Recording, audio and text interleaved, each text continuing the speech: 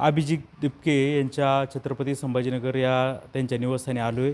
त्यांचे आईवडील देखील आहेत आणि अनेक लोक त्यांना भेटायला येतात. तुम्ही जर हे बुके वगैरे पाहिलं तर त्याचा प्रत्यय येईल आणि मोठ्या प्रमाणात पोलीस बंदोबस्त देखील आहे आणि अतिशय थोड्या कालावधीमध्ये एक देशव्यापी आंदोलन अभिजित दिपके सरांनी हाती घेतलेलं होतं. आता सूरज वाजगे, संतोष घोटणे हे सगळे भेटायला आलेत आणि हे अभिजित दिपके यांचे वडील आहेत, या मातोश्री आहेत आणि ठरलं होतं आपल्याला जायचं म्हणून. संदीप भाऊ, खरं तर भावना आणि शब्द आहेत. आईवडिलांना इथं आल्यानंतर प्रथम आम्ही त्यांचे नतमस्तक झालो. त्यांनी असा एक सुपुत्र घडवला. खरं तर स्वातंत्र्यपूर्वीच्या काळात आम्ही नाही भगतसिंग पाहू शकलो, आम्ही नाही महात्मा गांधी पाहू शकलो, आम्ही नाही महापुरुष पाहू शकलो, परंतु आम्ही अभिजित दिपकेंना पाहिलं आहे. जी क्रांतीची ज्योत त्यांनी त्या ठिकाणी तेवत ठेवली आणि आपण पाहतो की या आंदोलनामुळं सामान्य आमच्यासारख्या सामान्य कार्यकर्त्याला, जो वंचित घटक आहे आणि सगळ्या देशभरातील सगळा तरुण विद्यार्थी, सगळ्या जाती धर्माच्या पलीकडे जाऊन आज संपूर्ण देश एकजूट करण्याचं काम खऱ्या अर्थानं अभिजितदादांनी केलं आहे. आणि मी काल पण एका ठिकाणी सांगितलं की सोनम वांगचूक सरांना ज्यावेळेस उपोषण करत असताना ज्यावेळेस सरकारने ज्या पद्धतीने त्यांच्याबाबत जी ट्रीटमेंट केली, त्यांना जे उचलून नेलं, परंतु त्यानंतर अभिजित दिपकेंनी जे आंदोलन हाती घेतलं त्याला माझा मनापासून सलाम आहे.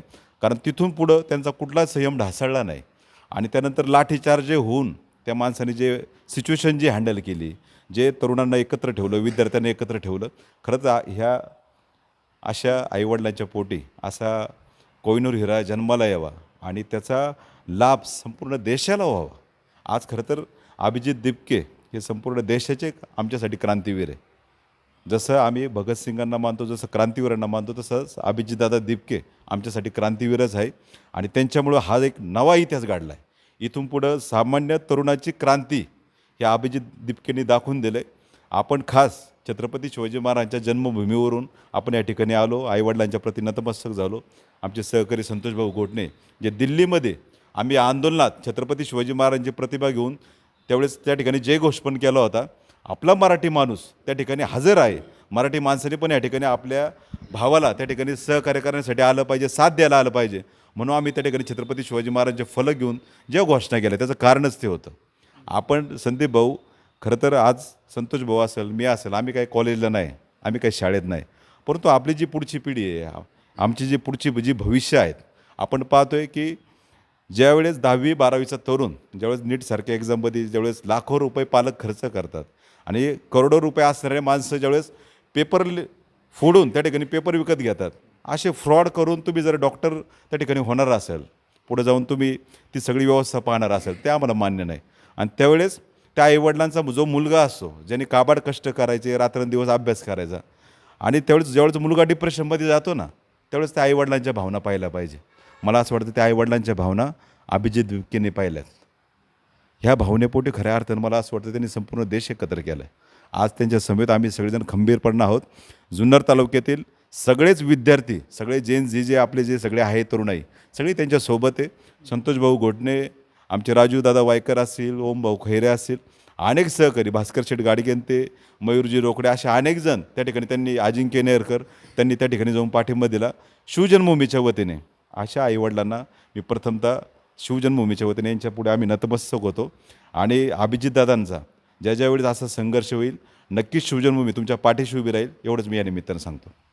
फक्त जुन्नरचे नाही तर संपूर्ण देश, हा भारत देश अभिजित दिपके यांच्या पाठीशी आहे आणि पूर्ण याच्यामध्ये एक वाहवा केली जाते की इतकी मोठा सत्ताधारी पक्ष आहे, राक्षसी बहुमत असताना देखील तिथं ते पदाचा राजीनामा दिला जात नव्हता, परंतु अभिजित दिपके यांनी शेवटपर्यंत खिंड लढवली आणि शेवटी ते यश मिळवलं.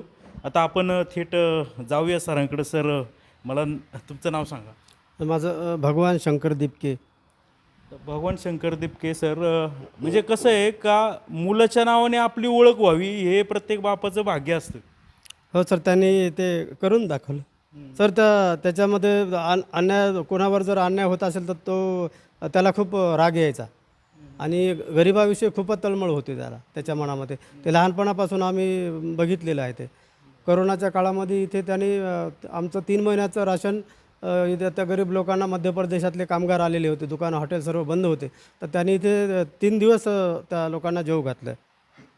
हो, स्वतःहून केलं. स्वतःहून केलं त्यांनी. पूर्ण आमचं 3 महिन्याचं राशन ते तर संपवून टाकलंच, पण दुसरंसुद्धा घेऊन आला बेस्ट प्राईसवरून आणि त्या लोकांना खाऊ घातलं त्यांनी. तर अभिजित दिपके यांचा कसा शालेय प्रवास कसा? न तो शाळेमध्ये हुशार होता, तो नापास कधीच नाही झाला. आणि त्याला जेव्हा 2011ला काय ते अण्णा आंदोलनात बसले होते, तर तेव्हापासून तो टोप्या घेऊन यायचा घरी. त्याचे 4-5 मित्र त्याने तयार केले, त्यांना टोप्या घालायचा आणि तोही टोप्या घ्यायच्या, 4 बाकीच्या टोप्या मला द्यायचा. हे पप्पा घरात ठेवा म्हणे, तुम्ही घाला म्हणे. तो मला वाटतं तेव्हा 13 वर्षाचा का 12 वर्षाचा होता तो. तेव्हापासून ते आंदोलन त्याच्या नसामध्ये होतं. पण तुम्ही त्याला सांगत असतील टोप्या इतक्या छोटं वय, शाळेचं वय. ना ते आम्ही सांगायचो त्याला, पण तो त्याचं वय लहान असल्यामुळं ते मला काय त्याचं एवढं गांभीर्याने घेतलं नव्हतं. मला काय माहीत की इथपर्यंत पोहोचेल म्हणून. मला वाटलं हे पोर आहे, काही दिवस असतात छंदचा म्हणून तो काय करत असेल. पण तो नंतर ते त्याच्या आता सिद्ध झाले की त्याच्या डोक्यामधून ते काय बाहेर पडलेलं नाही. लहानपणामध्ये जे नसामध्ये भिनलं होतं ते शेवटपर्यंत. हां, ते शेवटपर्यंत त्याने तडीच नेलं. सरन्यायाधीशाने एक टिप्पणी केली कॉक्रोच म्हणून. तिथून या पार्टीचा उगम झाला आणि त्यांनी ती कॉक्रोच जनता पार्टी कधी नव्हे ती इतकं त्याला फॉलोअर एका रात्रीमध्ये तयार झालं. पूर्ण देशात नाही परदेशात चर्चा झाली. यावेळी तुम्हाला काय वाटतं? हे आम्हाला काहीच माहीत नव्हतं. मला माझ्या मित्रांनी सांगितलं, म्हणे अभिजित दिपके तुझाच मुलगा आहे का? म्हणलं काय झालं?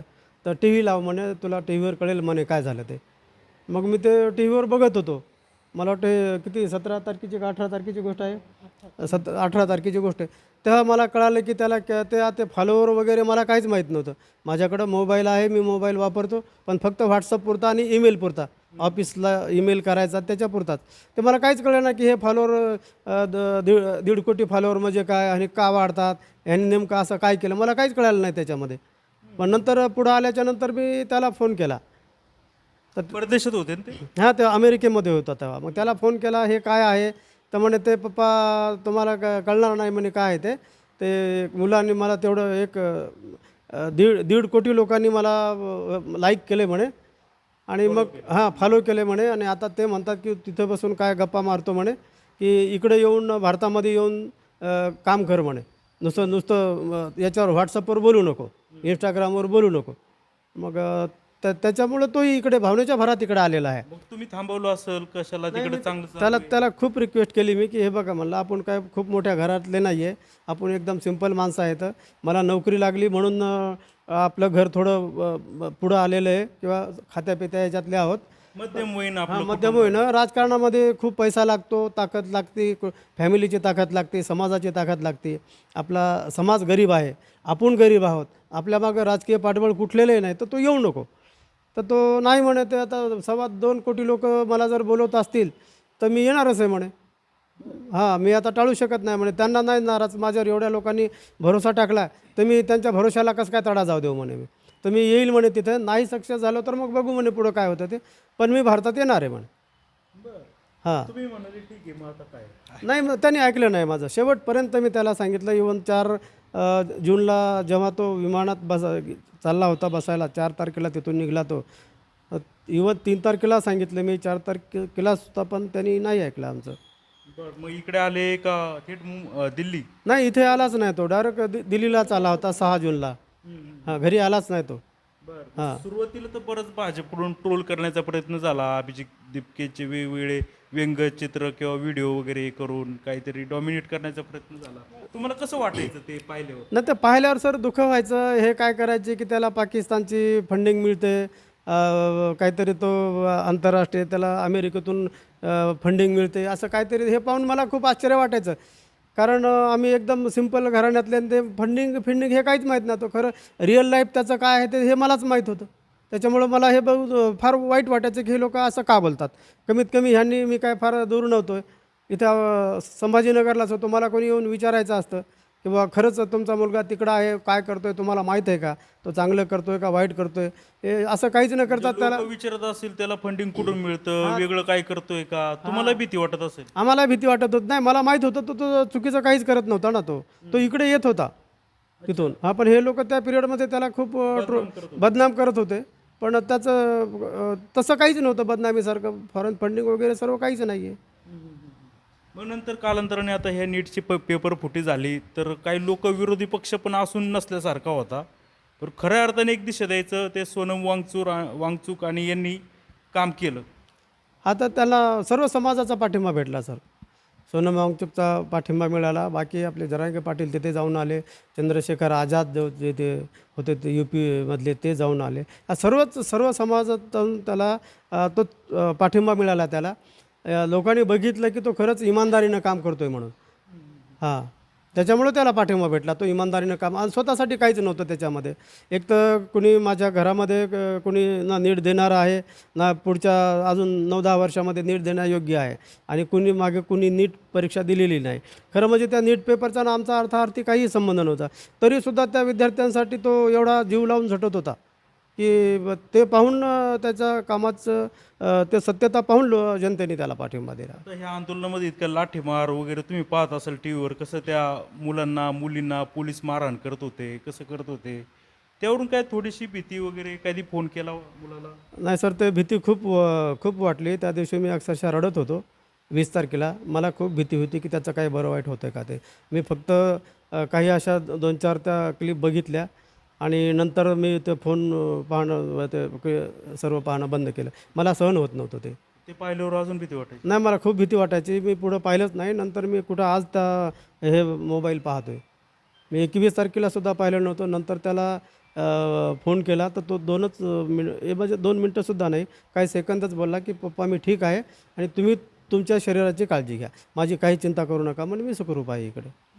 मग आता उपोषण चालू केलं, काळजी वाटत असेल, असं वाटत असेल तिथं जावं, त्याला भेटावं? आम्ही खूप प्रयत्न केले जायचे तिकडे, पण त्यांनी आम्हाला तिकडे येऊच दिलं नाही. तुम्ही येऊच नका म्हणे कोण्या परिस्थितीमध्ये इकडे.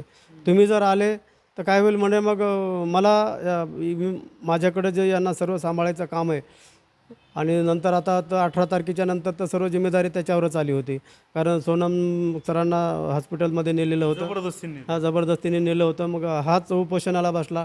हा आत्तापर्यंत कधीही यांनी उपोषण केलेलं नव्हतं. तर हा 3 दिवस त्यांनी ते उपोषण, ते मला ते एवढं म्हणजे आम्ही बर्डनमध्ये होतो की याला एक तर उपोषण करायची सवय नाही आहे आणि सर्व तिथले ते विद्यार्थी सांभाळायचे.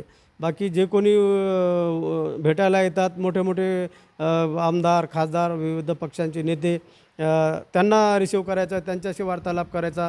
तो खूप त्यांनी म्हणजे ते खूप कमालीचा काळ होता त्याचा. त्यांनी खूप सहन केलं तेव्हा. शेवटी बातमी आली की यश मिळालंय. ते सुद्धा मला माझ्या मित्राने सांगितलं. मोबाईल बंद बंद केलं होतं, टी व्ही वगैरे? आम्ही ते आमची हिंमतच होत नव्हती त्या क्लिप बघायला. काही कारण तोच दिसायचा आम्हाला त्याच्यामध्ये. पोलीस त्याला असे असं खाली ये म्हणून येतात, त्याला शिव्या देत आहेत, त्याच्या गाडीला पोलिसने घेरलेलं आहे. मी तेवढी क्लिप पाहिली. त्याच्यानंतर मी सर्व मोबाईल पाहणं बंद करून दिलं. ते मी आज कालपासून थोडंफार बघतोय ते पाहूनसुद्धा एवढं असं मनाला खूप वाईट वाटतं की जर त्याचं म्हणजे काही होऊ शकलं असतं. त्याच्या जीवावर बेतलेलं होतं खरं हे. म्हणजे हे जे आंदोलन आहे हे त्याच्या जीवावर बेतलेलं आंदोलन होतं आणि त्याचे प्रतिस्पर्धी काय साधे नव्हते. साम दाम दंडभेद सर्व वापरायचा त्यांनी प्रयत्न केला, पण त्यांनी हार नाही मानली आणि त्याला यश आलं. हे त्याच्या एकट्याचं यश नसून सर्व लोकांनी, सर्व समाजातील जनतेने त्याला पाठिंबा दिला. त्याच्यामुळं हे त्याला करणं साध्य झालं. आणि मी तर म्हणेन की जे 20-21 जणांचं जे काही आत्महत्या झाल्या, खरं त्यांनी श्रद्धांजली वाहिली याच्यातून आणि त्यांच्या आत्म्याला शांती मिळाली. ते सुद्धा माझ्या मुलासारखेच आहेत. त्यांचे आईबापा असेच तुमच्यासारखे मध्यमवर्गीय असतील? मध्यमवर्गीयच असतील, होऊ शकतं. काही जण त्याच्यामधले श्रीमंत असू शकतात, पण सर्वांच्या आत्म्याला शांती, श्रद्धांजली वाहिली त्यांनी हे खूप मोठं काम केलं. त्याचा मला अभिमान आहे. आता पोलीस वगैरे आलेत, बंदोबस्त आहे, काय वाटतं? नाही, बंदोबस्त मला वाटतं 20 तारखेपासूनच आहे. 20 मे पासूनच बंदोबस्त आहे.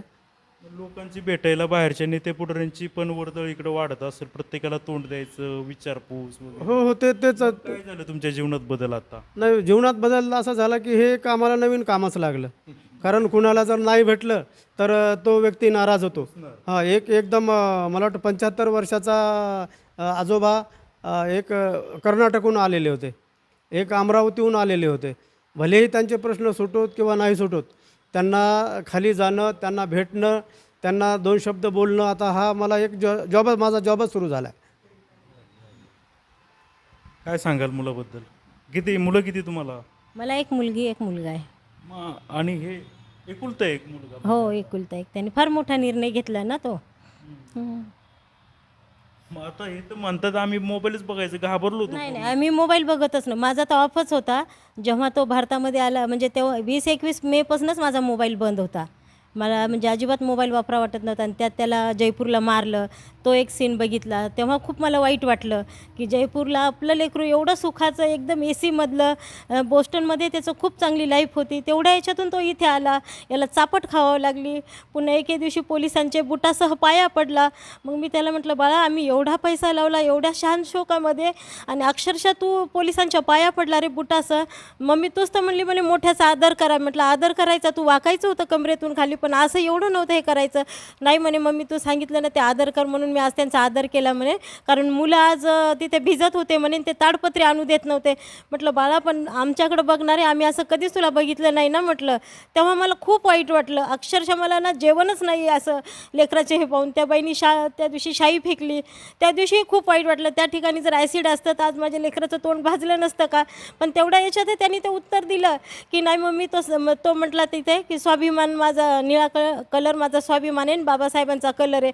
तर याला सुचलं कसं काय. म्हटलं एवढं याच्यामध्ये आलं कसं काय. तिथं ताबडतोब उत्तर देणारा एक तरुणवर पोरगा राग कसा व्यक्त होतो. कोणी जर काही बोललं तर पोरं लगेच शिव्या वगैरे देतात, पण त्याच्या तोंडात तसं काहीच आलेलं नाही आहे. त्यांनी सगळं शांततेने पार पाडलं. त्याचं मला एवढं कौतुक वाटत होतं की हा एवढा कसा काय. मग संध्याकाळी कॉल केला, मम्मी काही सांगू नको बरं मी माझं व्यवस्थित करतो. अरे बाळा तुझं खूप झालं, जाऊ दे म्हटलं, तू ये घरी. म्हटलं आम्हाला काही करमत नाही बाबा हे असं पाहिल्यावर. नाही म्हणे मी राजीनामा घेतल्याशिवाय येणारच नाही. जंतर मंतर माझं घरच झालं आणि मी तिथंच स्थायिक होणार जोपर्यंत ते राजीनामा नाही देणार तोपर्यंत. म्हटलं बाळा सरकारने नाही दिल्यावर तू काय करणार आहे. तर काही नाही म्हणे तिथंच बसून राहणार आहे म्हणे. माझा मी हा हट्ट एक पूर्ण करणार म्हणजे करणार म्हणे. हा जरी येते घरामध्ये एका कोणाच्या तरी घरामध्ये सलाईन लावलंय. मित्राच्या रूममध्ये आहे, त्याला टायफॉईड झाला, भिजला वगैरे ना, त्याला टायफॉईड ते झाला, तर सलाईन इंजेक्शनच चालू आहेत त्याला. वाईट वाटायला लागलं ना लेकराला. कधी काही झालं नाही. 5 वर्षाचा असताना तेव्हा डेंग्यू झालेला होता. त्याच्यानंतर ह्या पहिल्याच वेळेस त्याला एक तर इंजेक्शन आवडत नाही. आता तेवढं ते इंजेक्शनाचं ते हे घेऊन फिरायला लागला. तर ते खूप वाईट वाटायला लागलं की बाबा हा एवढा सुखातला असून एवढ्या याच्यामध्ये आता वावरतोय. ते थोडं मनालाही कसं तरी वाटतंय. त्याच्यावर तर आरोप झाले तो अँटी नॅशनल फंडा राबवतो किंवा लोकांना नेपाळसारखी परिस्थिती निर्माण करून देशाच्या विरुद्ध करतो. म्हणजे वेगवेगळ्या चॅनलमध्ये सुद्धा ट्रोलिंग करण्यात आलं. नाही ट्रोलिंग जरी केलं तर तुम्हीही बघितलं असेल. त्याने 20 तारखेपासून ते ह्या 20 तारखेपर्यंत जंतर मंतर होता. तिथं काही घटना घडली का. कोणतीच काही घटना घडली नाही ना तिथे. चला बाबा का मुलांनी मारामाऱ्या केल्या का काय, काहीच नाही. तो डेली सगळ्यांशी संपर्क साधत होता ना पोरांशी. ते काय झालं ते 20च्या नंतरच झालं ना, त्याच्या आधी काही झालं का. आणि ट्रोलिंग करायला काय लागलं लोकांना. जो तिथे होता तिथंच काही झालेलं नाही तर लोक काही म्हणतात. लोक घोड्यावरही चालू देत नाही, पायी चालू देत नाही. लोकांकडे कसं आता लक्ष देणार आपण. बोस्टनला तो चांगल्या कामाला होता, खूप चांगला होता ना. आणि तो फर्स्ट क्लासमध्ये पास झालेला आहे तिथलच्या युनिव्हर्सिटीमध्ये. फर्स्ट आलेला आहे तिथं बोस्टनमध्ये. त्याला खूप चांगलं होतं त्याला. पण त्यांनी तेवढ्या आयुष आरामातलं हे करून इथं विद्यार्थ्यासाठी आला. आज त्या 21 विद्यार्थ्यांनी आत्महत्या केल्या म्हणे. एका मुलीच्या आईने त्याच्या हातात आस्ती दिली, अभिजित भैया मला न्याय मिळवून दे म्हणे, माझ्या मुलीने आज आत्महत्या केलेली आहे म्हणे. ही आस्ती मी तोपर्यंत विसर्जन नाही करणार जोपर्यंत तुम्ही माझ्या मुलीला न्याय नेऊन देत नाही तोपर्यंत. त्यावेळेस तो खूप रडला. म्हटलं बाळा तुला एवढं कसं काय आलं रे त्या मुलीच्या घरी जायचं, तिच्या आईने आस्ती दिल्या ते, आणि तिथं तो रडला. म्हटलं बाळा तू इतकं म्हणजे डेअरिंग कसं काय करायला लागला काय माहिती. म्हणे मम्मी आता मी देशाचाच होतो का काय म्हणे, मला फार त्या भावना हे होऊ लागल्या. तिथं म्हणे मम्मी मुख्यमंत्री 500 मीटरवर असून भेटायला गेले नाही आणि त्या मुलीच्या आईवडिलांना खूप बरं वाटलं म्हणे मी तिथं भेटायला गेलो म्हणून. आता तिचे आईवडील ते अस्थि विसर्जन आता करतील. त्या मुलीला काही का असत नाही स्वरूपात काही भेट भेटली त्याच्याबद्दल ते करतील आता. एवढं स्वभावामध्ये इतका चेंज झाला म्हणजे आधीचा तुमचा मुलगा आणि आता हा जनतेचा हिरो. आधीपासून तो शांत होता, मग खूप शांत होता तो. म्हणजे एवढा शांत होता ना, त्याला भांडणं हे ते काहीच माहिती नव्हतं. आणि असं करायचं त्याला सवय होती नाही. त्या कोरोनाच्या टाईममध्ये भरपूर आमच्याकडे आदिवासी लोक होते कामाला. त्यांनी सगळा किराणा म्हटलं ते चुली मांडून दिल्या. म्हटलं बाळा POP खराब होते तर कलर देता येईल म्हणे, पण हे लेकरं कुठं जातील म्हणे आता. तू मग मी विचार कर ना म्हणे, तुला तशी वेळ आली असती तर तुम्हालाच पुन्हा उलटं उत्तर द्यायचा आणि तुझ्यावर तशी वेळ आली असती तर काय केलं असतं. तर म्हटलं बाबा जाऊ द्या. सगळा किराणा त्यांनी नेऊन दिला आणि त्यांना म्हणे खा प्या मस्त राहा म्हणे. इथं त्यांनी लोक पुष्कळ दिवस होते इथे. त्यांनी सगळ्यांना चुली अक्षरशः चुलीच विटांच्या मांडून दिल्या त्यांना. जाता वेळेस हे पैसे देऊन त्यांना म्हणे रस्त्याने चहा पाणी घ्या आणि याच्याने जा म्हणे, सावकाश द्या म्हणे. तर हे त्यांचे आई वडील होते, अतिशय सामान्य घरातले लोक आहेत आणि उच्च विचार जे काय म्हणतात, की जे सर्वसामान्य जे मध्यमवर्गीय कुटुंबाचे जे आई वडील आहेत, प्रत्येका मुलाचे आई वडील त्यांचे जे विचार आहेत तेच विचार होते. परंतु यांच्या मुलाने, म्हणजे मला एक सांगायला आवडेल, काँग्रेसच्या काळामध्ये जे काही चुकीचं काय कोळसा घोटाळे, वेगवेगळे घोटाळे, 2G स्पेक्ट्रम घोटाळे, इतके घोटाळे ऐकले, नंतर अण्णा हजारेंनी आंदोलन केलं. तर हा मुलगा जर तो इतका छोटा होता तर त्यावेळी त्यांनी अण्णा हजारेच्या टोप्या स्वतः घातल्या, लोकांना दिल्या, एवढेच नव्हे तर वडिलांना घालायला दिली. आणि त्याच अण्णा हजारेंच्या आंदोलनानंतर जे काही हे घडलं एक मोठं काँग्रेसच्या विरोधात, आणि त्याच याचा फायदा घेऊन हा भाजप सत्तेवर आला. आणि भाजपकडून आजछेदींची जी काय अपेक्षा होती, तर आजछेदीन तर दूरच, काँग्रेसच्या वरचं मॉडेल म्हणून ही भाजपची मुस्कटदाबी सुरू झाली. आणि खऱ्या अर्थाने जो मुलगा अण्णा हजारेंची टोपी घालत होता लहानपणी, त्याच मुलाने आज ही क्रांती घडवलेली आहे. आणि त्यांनीच नव्हे तर त्याच्या सर्व इतर जे जी काही लोक गेली तिकडं दिल्लीला, ज्यांनी आंदोलन केले, ज्यांनी पोलिसांच्या लाटाखाट्या खाल्या, त्यांचं खरं तर हे यश आहे. तर खूप खूप धन्यवाद. आणि तुम्ही आमच्याशी मन मोकळेपणे बोलल्याबद्दल तुमचं शिवाई न्यूजकडून, जुन्नर तालुक्याकडून किंवा पुणे जिल्ह्याकडून खूप खूप तुम्हाला शुभेच्छा. तुमच्या मुलालाही शुभेच्छा. चालेल, थँक्यू. भाऊ चला. आज या ठिकाणी आम्ही शिवभूमीतून ज्या क्रांतीवीरांनी ज्यांनी या देशामध्ये एवढी मोठी क्रांती घडवली, त्या वीराच्या घरी आम्ही आलेलो आहेत. आणि ज्या अभिजित दिपकेनी या देशामध्ये, मला एक संतोषजींना एक थांबवायचं आहे. तिकडं आपल्या मराठमोळ्या तरुणांनी ज्यावेळी आंदोलन केलं त्यावेळी आम्ही पण सोबत होतो, आणि मी दूध भेसळीच्या बातम्या करत होतो, त्या खूप महत्त्वाच्या, आणि ते करणारच आहे मी, कारण की त्याच्यामध्ये मोठमोठे लोक त्याच्यामध्ये इन्व्हॉल्व आहेत. तर मला काय सांगायचं आहे का, सूरज वाजगे आणि संतोष घोटणेंनी एक विचार केला, अरे आपण सगळं आंदोलन वगैरे पाहतोय, आणि आपला मराठी मुलगा, आपल्यातला मुलगा हे आपल्याच लोकांसाठी आंदोलनाला उभं राहिलं आहे तिथं, आणि अक्षरशः आंदोलन चिरडून टाकायचे प्रयत्न झाले. तर हे दोघांनी विचार केला की आपण छत्रपती शिवाजी महाराजांचे पोस्टर घेऊन जायचे, आणि हे दिल्लीला ते सगळे पोस्टर वगैरे इथून बनवून गेले. आणि ते पोस्टर म्हणजे सर्व मराठी न्यूज चॅनलच्या याच्यावरती ब्रेकिंग न्यूजवर आले. मला या ठिकाणी या आंदोलनामध्ये, आता तर तुम्ही त्यांच्या आईवडिलांशी त्यांचं मत ऐकलं, तर अभिजित दिपके जो घडला आहे, तर अशा आईवडिलांमुळेच अभिजित दिपके घडू शकतो. त्यांचे त्याच्यावरती संस्कार आहेत. आणि ह्या देशाला शांततापूर्ण आंदोलन कसं करायचं, सरकार संघ दोन हात कसे करायचे, आणि आपल्या मागण्या कशा पूर्ण करून घ्यायच्या, ह्या आंदोलनातून आपल्या एक लक्षामध्ये आले का ह्या देशामध्ये बाबासाहेब आंबेडकरांनंतर जातीवाद संपवायचं जर काम कोणी केलं असेल तर मला असं वाटतं का अभिजित दिपकेंनी केलं. कारण की भारतासारख्या देशामध्ये ज्यावेळेस अभिजित स्वतः घोषणा देत होता जय भीमच्या, त्यावेळेस जातीय रंग लावण्याचा प्रयत्न केला, पण अभिजितच्या मागे संपूर्ण भारत उभा राहिला. याचा अर्थ भारतातला जातीवाद संपुष्ट आणण्याचं काम जर इतिहासात कोणाचं नाव लिहिलं जाईल तर ते अभिजितचं लिहिलं जाईल. त्याच्यामध्ये एकच कारण आहे, कारण की त्याच्या आंदोलनामध्ये सत्यता होती, प्रामाणिकपणा होती. वेगवेगळ्या राजकीय डावपेच त्याच्यावर अंगावर टाकण्यामध्ये आले, पण आज जरी कोणी, अभिजित हा प्रामाणिक आहे, पण अभिजित हा प्रचंड तल्लक आहे. तो शांत जरी असला, तो बंडखोर प्रवृत्तीचा फसला नाही, तो फसला नाही. अख्ख्या आंदोलनामध्ये त्यांनी एवढे पेशन्स ठेवले आणि एवढं तो पॉईंट टू पॉईंट बोलत होता. आजपर्यंत भारतातल्या आंदोलनाला बरोबर जे सरकार असेल, अभिजितचा लढा हा ना भाजपशी आहे ना त्याचं कोणाला समर्थन आहे. अभिजितचा लढा हा व्यवस्था परिवर्तनाचा आहे. त्याला हे व्यवस्था परिवर्तन करायचं आहे, भ्रष्टाचार थांबवायचे आहेत. अनेक मुलांनी आत्महत्या केल्या, त्यामुळे तो लढ्यामध्ये उतरला आहे. त्याला वेगवेगळ्या प्रकारे त्याच्यावरती अटॅक करण्यात आला. पण अभिजितनी ज्यावेळेस विजय नोंदवला आणि ज्यावेळेस यश भेटलं, त्यावेळेस अभिजित दिपकेंनी काय म्हटलं, मला हिरो करू नका. या देशाचं वाटोळं झालं आहे. एका माणसाला हिरो केलं तर त्या माणसाला अहंकार चढतो. म्हणजे कोणी असू द्या, कुठलाही नेता असू द्या, एकदा जर तो त्याला जनतेने हिरो केलं तर त्याला अहंकार असतो. या देशामध्ये संविधानापेक्षा कोणी मोठा नाही, न्यायव्यवस्थेपेक्षा मोठा नाही. आणि अशा अभिजित दिपकेंच्या आंदोलनामध्ये आमच्यासारखे शिवजन्मभूमीचे मावळे तिथं गेले आणि त्याचं पाठकन केली आणि लढ्यात आम्ही उतरलो. ह्या इतिहासात ज्यावेळेस लिहायला ज्यावेळेस त्यावेळेस आम्हीसुद्धा आमच्या मुलांना आमच्या नातवंडांना सांगू का त्या लढाईमध्ये आम्ही उतरलो होतो, आम्हाला त्याचा एक अभिमान राहील. आणि एवढ्या मोठ्या क्रांतीवीराचा आज आम्ही ज्यांच्या पोटी जन्माला आला हा हिरा, त्यांचे दर्शन घेण्याचा लाभ आम्हाला भेटला, तर आम्हीसुद्धा उपकृत झालो. तुमचे मनपूर्वक आभार मानतो. धन्यवाद. शिवाय न्यूज, छत्रपती संभाजीनगर.